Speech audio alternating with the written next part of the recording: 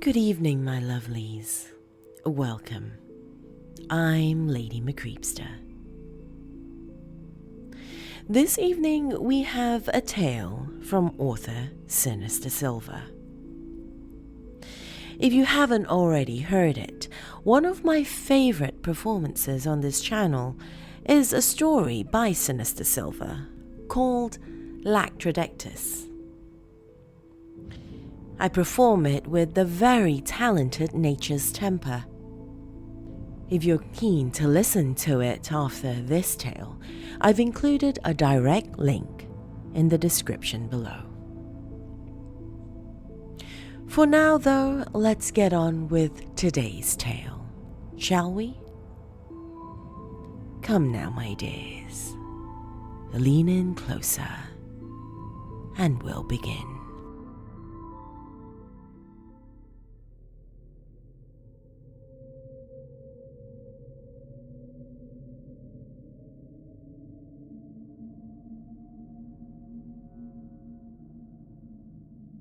It was a chilly October morning when they set out on their way. Fred Williams, his girlfriend Melanie, best friend Pete, and Pete's girlfriend Jacqueline.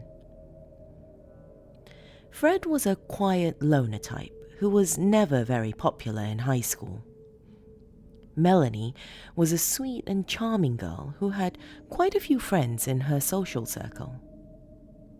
Pete was the kind of guy who thought he was God's gift to mankind, though he did care for his friends very deeply.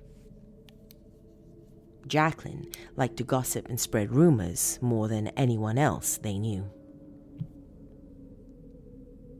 This unlikely group of friends had become closer in their college years, as none of them went out of state while many of their other friends did.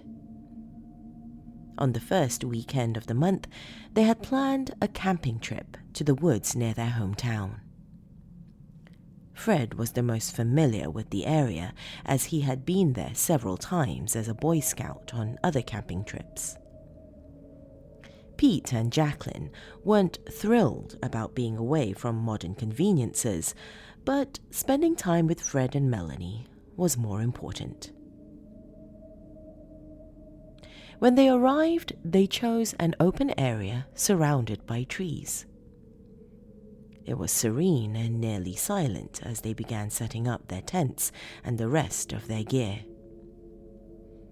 They could hear birds chirping in the distance and occasionally the rustling of the falling leaves.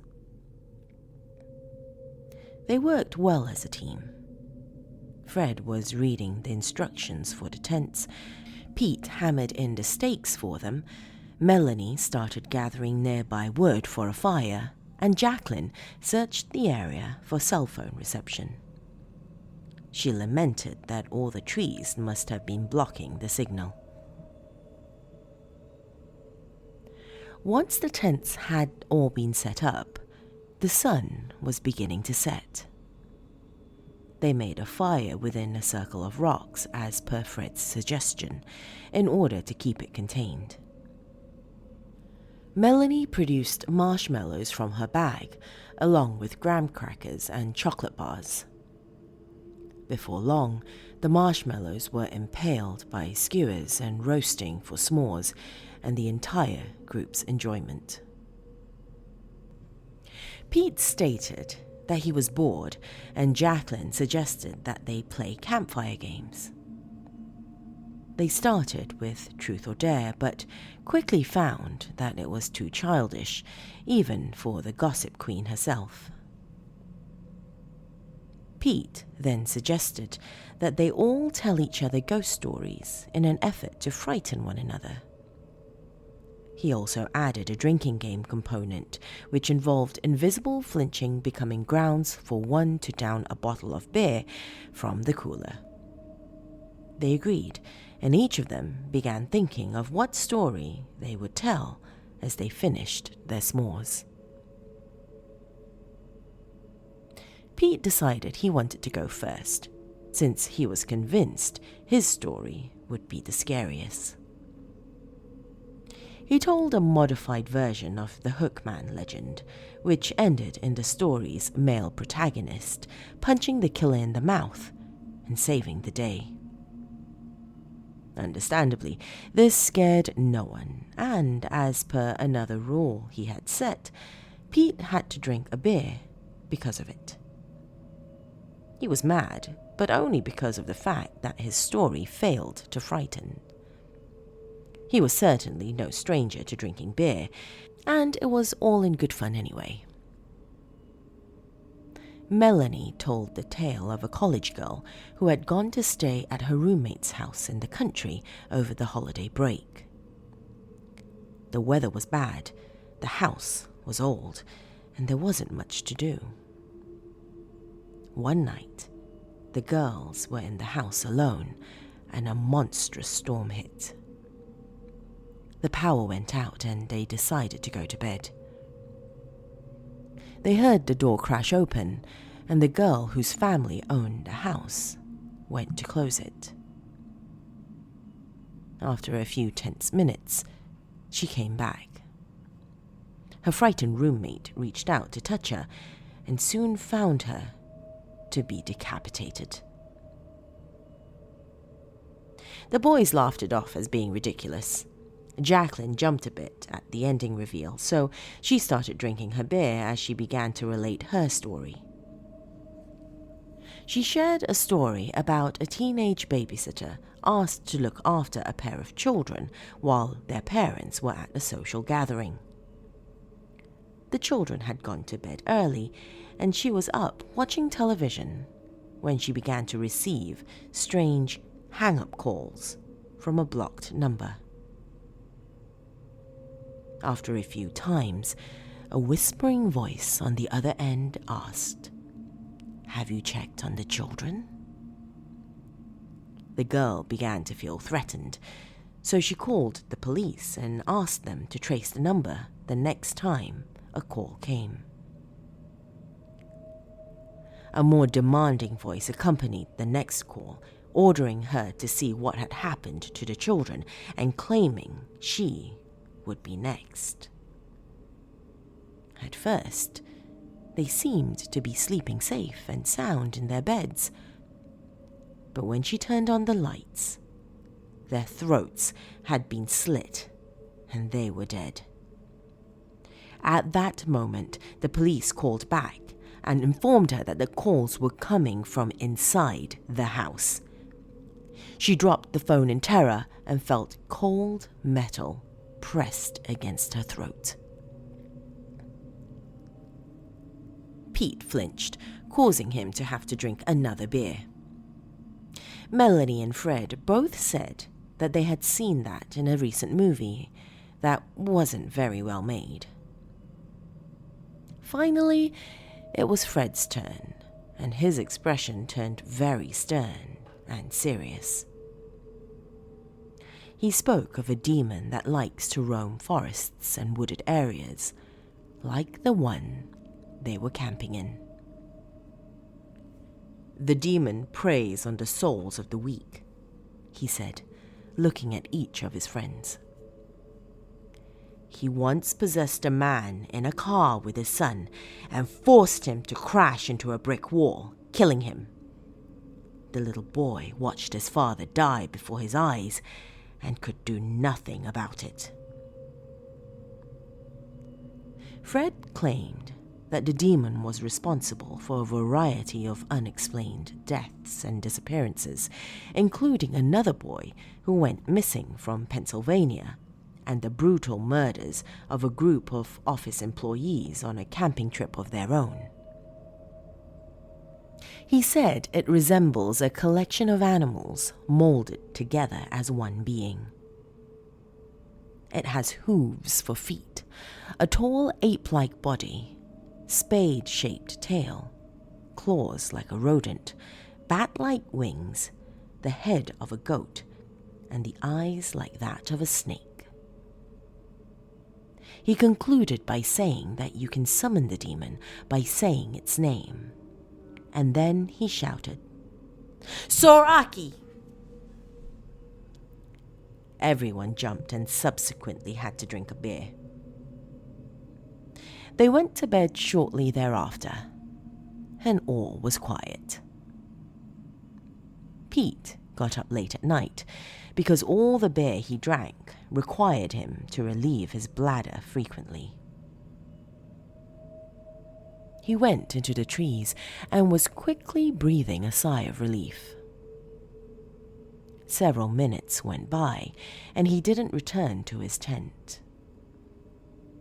Jacqueline had woken up and was still shaken from all the scary stories. She waited for him to come back and comfort her. When he didn't, she knew that something was wrong. She went over to Fred and Melanie's tent to see if they were still awake. She didn't want to disturb anyone if they were sleeping, but she was concerned about her boyfriend's safety. She took a flashlight with her and roamed the nearby woods, calling his name at about average speaking volume. Off into the trees she went, until something startled her. She screamed only a second or two before her flashlight fell to the ground and silence enveloped the night once more. Melanie had heard the scream, though. She asked Fred if he'd heard it too. He said it was probably just Pete playing a joke on her to make up for not scaring anyone before. Melanie was still concerned and wanted Fred to check on them. He did, and quickly reported back that they weren't in their tent or in the immediate area. She insisted that they had to go look for their missing friends because she was too scared to be left alone, and they couldn't wait until morning. They grabbed their flashlights and started combing the area just beyond the fire's light. They moved out further and further, finding only more trees. They were within shouting distance of each other, but separated to cover more ground. Suddenly, Pete's mutilated body fell from a tree in front of Melanie, and she screamed in terror. Fred ran to her, but it was too late. She had disappeared into the darkness, leaving only her flashlight behind. He picked it up and saw Pete's body on the ground. Hanging from a nearby tree was Jacqueline's body with her throat ripped out. He stumbled back to retreat to the campsite and fell to the ground. He reached for his flashlight and quickly discovered that he had tripped over the dead body of Melanie. Having no time to mourn the loss of his closest friends, he scurried back to his feet and made a beeline for the dim light of the campfire. Her dark figure followed him there. He could hear the footsteps in the leaves behind him. He turned around and saw that it was the very creature he was describing to his friends earlier in the evening. It closed in on him, breathing deeply through its snout. He knew the beast was about to do the same thing to him as it had done to his friends. He closed his eyes, swallowed the saliva in his mouth, and braced for it. The creature swung at Fred with its claws, and he ducked out of the way, surprising it. He grabbed a pocket knife from the back of his pants and slashed the thing's arm open. He took the blood from it with his finger and applied it to his tongue. Smiling, he said, "This is for my father, you son of a bitch." He then said indistinguishable words from some ancient language, and both beings blacked out. Fred awoke, staring at his frightened body from above. He heard his own voice pleading for mercy, but he showed none. He reached down and ripped his own throat out. His arm was still cut, but it was healing quickly.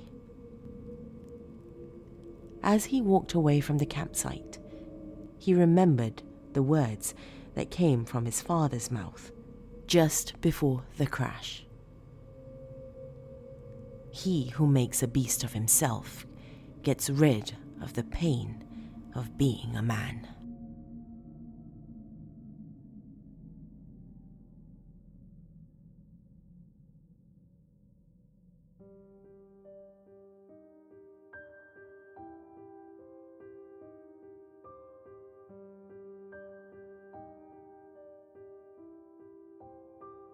If you enjoyed this tale, my dears, and are watching on YouTube, do remember to give this video a thumbs up and to leave me a comment below. If you're listening on the podcast, be sure to reach out to me on social media.